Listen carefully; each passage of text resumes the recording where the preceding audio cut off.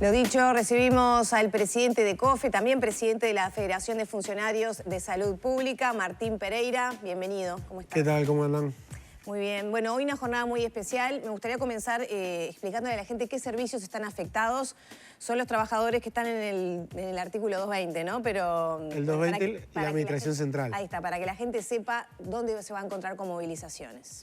En todos los ministerios y en el 220, que es ACE, el INAU, la Corte Electoral, el INUMET, que son del 220, también van a estar parando.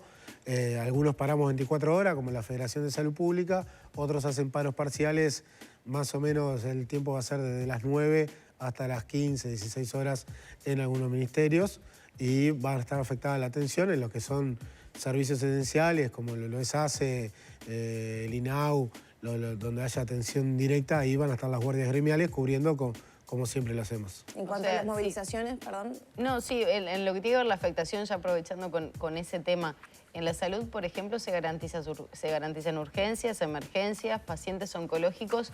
¿Qué tipo de atención no se brinda? Lo que es lo que es policlínica y coordinaciones. Como este paro se sabe casi hace 20 días, se ha ido recoordinando todo lo que es coordinaciones para que no se coordinaran para el día de hoy, para afectar lo menos posible al usuario. El usuario de policlínica sí se va a ver afectado.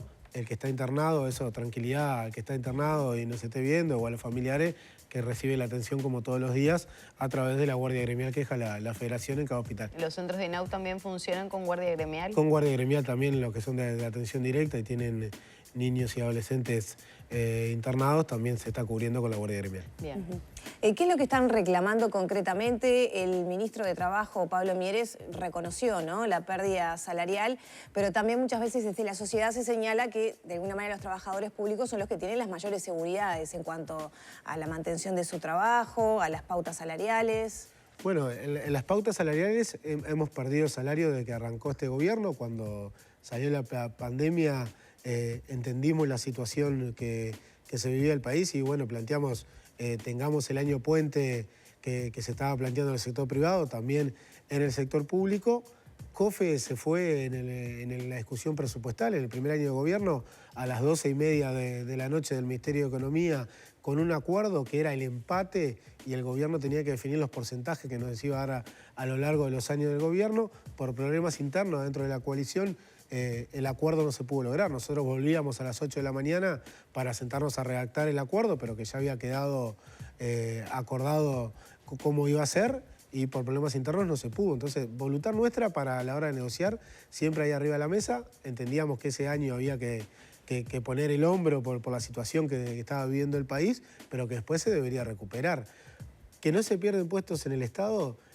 Hay casi 1000 destituciones al año de trabajadores por distintas circunstancias que pierden su trabajo. Y en lo que va de gobierno, por el no cubrir las vacantes y no cubrir contratos que había en los distintos organismos, hay casi 4000 cargos que se han perdido de trabajo dentro del Estado. Entonces, hay un imaginario colectivo de que no se pierden vacantes y puestos de trabajo en el Estado, pero realmente sí se pierden, y ellos afectan muchas veces cadenas de producción muy importantes para el país, lo que tiene que ver ganadería, por ejemplo, a través de un conflicto del sindicato y negociaciones que tuvo COFE hasta con el propio presidente de la República, se habilitó a que entraran 300 personas porque no podían cubrir todo lo que era el control de la cadena cárnica, que es uno de los que más divisas deja al país. En estos días los compañeros registrales, que toda la compra-venta que se haga pasa por esas oficinas, hay compañeros que se tienen que trasladar de un departamento a otro porque en departamentos enteros no hay personal para hacer ese trabajo. Entonces, hay una situación grave por la falta de personal dentro del Estado, y no es que afecte solo el servicio que se le brinda a un usuario individual que va al Estado a realizar un trámite, sino que pone en peligro cadenas de producción muy grandes y muy importantes para el país, en lo que tiene que ver las fuentes laborales que así trabajan y las divisas que deja para el país, que dependen de los controles del Estado. Entonces, son situaciones graves que se brindan. La protección del empleo que nosotros planteamos a través de los controles de aduana. Hay lugares, pasos fronterizos, que en el momento del día quedan vacíos totalmente porque no hay personal. Donde tendría que haber 5 o 6 trabajadores, hay 2, hacen su turno, 12 horas del día queda cubierto, pero el resto de las 12 horas queda abierto. Eso atenta directamente contra el trabajo uruguayo, las empresas uruguayas y el empleo que se pueda generar a través de esas empresas aquí en Uruguay. Entonces, cuando hablamos de falta de personal dentro del Estado, también hay que ver qué cadenas de producción se cuidan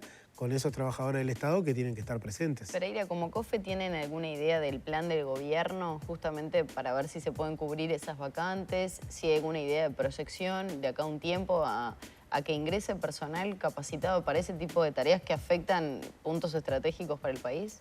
Lo que quedamos con el presidente de la República en la última reunión que tuvimos, que en los lugares que COFE viera que estuvieran sensiblemente afectados, se plantearan. Logramos algunas excepciones, como fue ganadería y alguna otra pequeña excepción, pero hay lugares que sí o sí necesitan que entre gente ya. En los registros tiene que entrar gente, en aduana ni que hablar, porque acá estamos hablando que puede entrar, no sé, ropa de contrabando por esos puntos y la producción nacional se ve afectada, pero también cuando se discute el narcotráfico y demás y cómo se hacen y los que hemos recorrido la frontera y los pasos fronterizos, muchas veces no hay esos controles. Los mismos compañeros de ganadería en los pasos de frontera que tienen que controlar que no entre nada que pueda afectar al país en lo que tiene que ver la producción agrícola y demás. ¿Dónde está la zona más complicada en ese sentido? No, lo que tiene que ver el control fronterizo de Uruguay, tanto sean los controles del Ministerio de Ganadería, los compañeros de aduana o de migraciones, ahí tenemos una pata muy floja y que atenta contra cadenas de producción aquí adentro del país y la protección del empleo. Por eso la preocupación y el planteo muchas veces arriba de la mesa de que tiene que flexibilizarse lo que es el decreto de las vacantes, porque era 3x1, en muchos lados fue 3x0, no entró nadie. La plantilla dentro del Estado, sin ser la salud, la educación, el INAU, que hay una alta rotación, es una plantilla de compañeros que están cerca de jubilarse. Por ejemplo, en el Ministerio de Ganadería, el 40% el año que viene está con causal jubilatorio. Y así pasa en muchos organismos del Estado que no tienen alta rotación. Hay compañeros, está muy avejentada la plantilla de trabajadores y si no se cubren esas vacantes, va a ser muy difícil trabajar. Y también la experticia que le pasa el trabajador a otro, si son todos nuevos, no pasa. Ahora, hay como cierta creencia que el Estado tiene superpoblación, ¿no? de empleados públicos. ¿Hay alguna posibilidad que se redistribuyan de una forma más eficiente en este contexto? Bueno, es una creencia... Que haya lugares que tengan mucha cantidad de trabajadores y puedan ser redistribuidos para otras áreas. Es una creencia colectiva, eso si miramos todo el Estado, hay casi 300.000 trabajadores, pero la administración central, que es como la burocracia del Estado, no llegan a 18.000 trabajadores. Después está ACE, INAU, tenemos grande cantidad de trabajadores, pero lo que es el núcleo duro del Estado, la burocracia del Estado, son 18.000 trabajadores, que casi el 30% tiene causal jubilatorio y que de esos no se han cubierto casi 3.000 vacantes. Entonces, cuando decimos, el Estado enorme, cuando entramos a mirar, hay que ver las intendencias, cuánto personal tiene, los entes descentralizados. ACE, por ejemplo, tiene casi 30.000 funcionarios, es uno de los más grandes, pero la burocracia del Estado y el Ministerio, que eso es lo que la gente piensa que son inamovibles, que no se pueden cesar esos contratos, además, son solamente 18.000 funcionarios. Sí, y ya vamos a meternos también en el tema salud, que es un capítulo aparte, pero antes quería preguntar, ¿cómo está la relación entre COFE y el gobierno? ¿Han tenido instancias de diálogo con el Poder Ejecutivo? Pero ¿cómo valoran ustedes los resultados o el eco que ha tenido ese diálogo? Lo pregunto también porque semanas atrás, y hoy, por ejemplo, lo publica Búsqueda, hay representantes del Partido Nacional que están afirmando que hay un nuevo Frente Amplio que está liderado por el Poder Sindical y que de alguna manera la conflictividad y las movilizaciones sindicales esconden objetivos políticos. Eso es totalmente errado. Ustedes nos conocen de hace años y saben que en épocas y en la rendición de cuentas... Pasa que no somos nosotros. Hay muchas movilizaciones. veces es la gente o el propio político que está en el gobierno. Se intenta plantear esa situación. Creo que hay parlamentarios que si no se dedican a pegarle al movimiento sindical, nadie sabrían qué son, porque no plantean un proyecto de ley, no discuten dentro del Parlamento. Nosotros tenemos muy buena relación con parlamentarios de todos los partidos, también de los partidos de gobierno que están, lo cual discutimos, muchas veces intercambiamos puntos de vista, reacciones de artículos y demás. Y después hay otros que les gusta y su manera de figurar y aparecer y que alguien los conozca es pegarle al movimiento sindical. Eso habla de la manera y la calidad de legislador que son. Entonces, por eso no nos preocupamos, porque acá no hay un palo en la rueda al gobierno por parte del movimiento sindical. Está la lucha en la rendición de cuentas, que siempre la conflictividad sube en estos momentos, o cuando muchos grupos del sector privado están negociando a la misma vez. Entonces, no hay palos en la rueda por parte del movimiento sindical. Sí, se han visto, los compañeros de la educación marcharon ayer, nosotros, la salud y COFE, movilizada hoy. Hoy también están los compañeros de la salud privada movilizando con nosotros, así que toda la salud está movilizada hoy en día. El 22 está en la mesa de entes, el 29 para el ZUNCA también, y el 7 está el paro del movimiento sindical en su conjunto, que va a estar parando el PIT-CNT parcialmente. Pero si analizamos años anteriores, en los gobiernos del Frente Amplio o en los gobiernos anteriores al Frente Amplio, siempre en la rendición de cuentas hubo una conflictividad.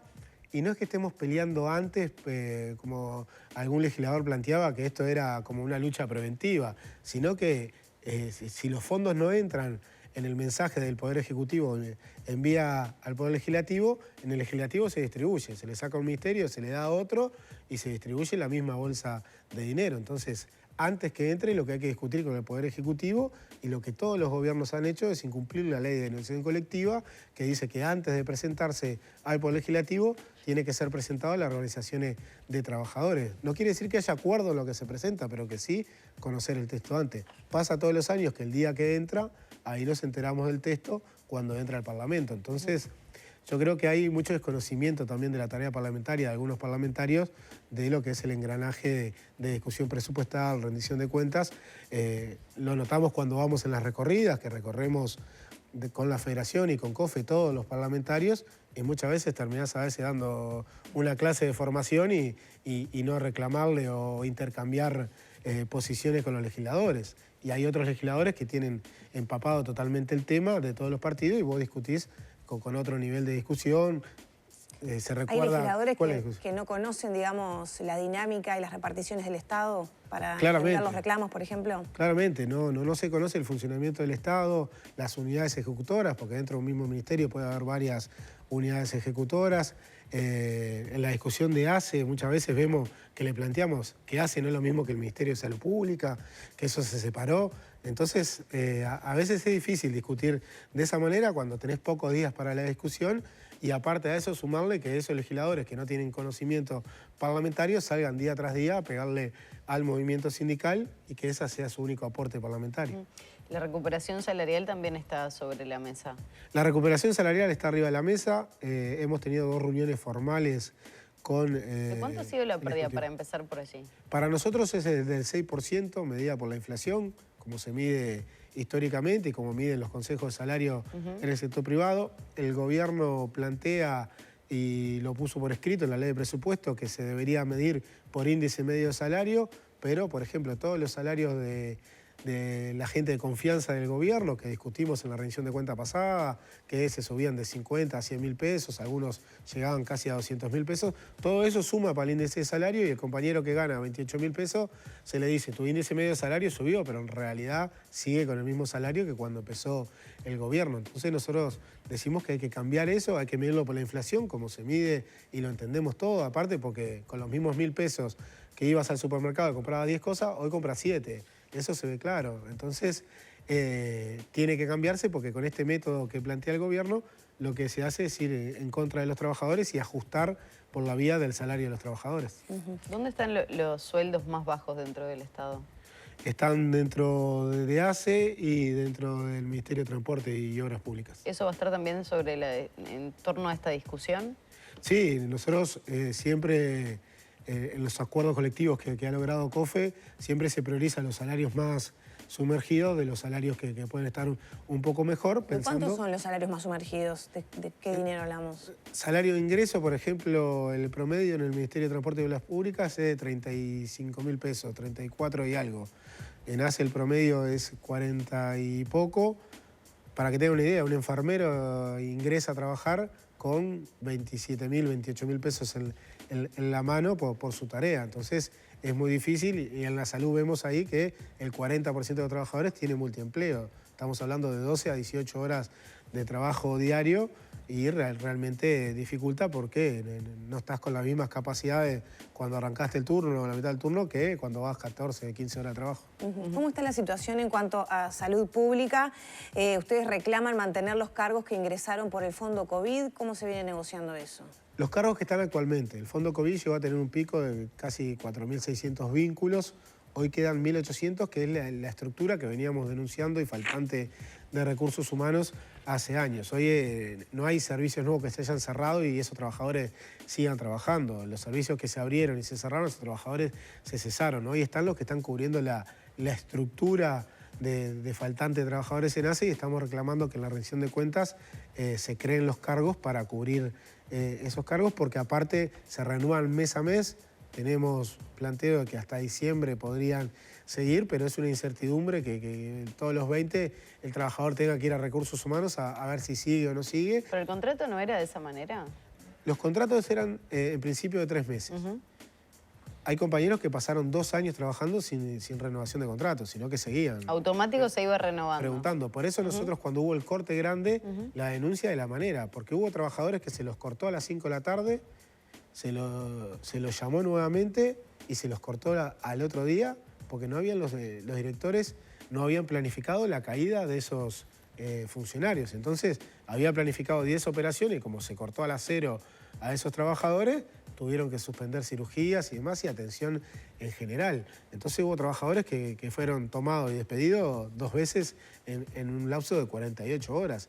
Y aquí en la región sur la situación que se dio fue de que a las 17 horas se le avisó a los directores que tenían que cesar a determinada cantidad de trabajadores y algunos directores se enteraron por parte de la federación porque al enterarnos de esto empezamos a llamar cuántos tenían que bajar cada uno y de qué manera lo iban a hacer y directores nos planteaban, mirá, nos estamos enterando por ustedes, vamos a llamar a ACE. Entonces lo que nosotros cuestionamos en el último corte grande que hubo fue la manera del corte porque esos trabajadores hace 2 años venían trabajando.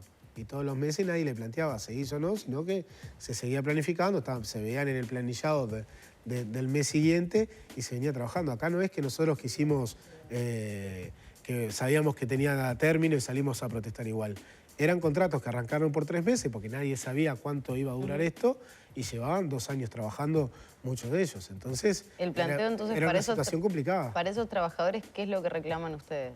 Nosotros queremos que estos cargos que están hoy en día, que son 1.800 aproximadamente, se presupuesten en la rendición de cuentas y se creen las vacantes para que estos trabajadores puedan ingresar. Ahí 1.800. Son 1.800 más o menos.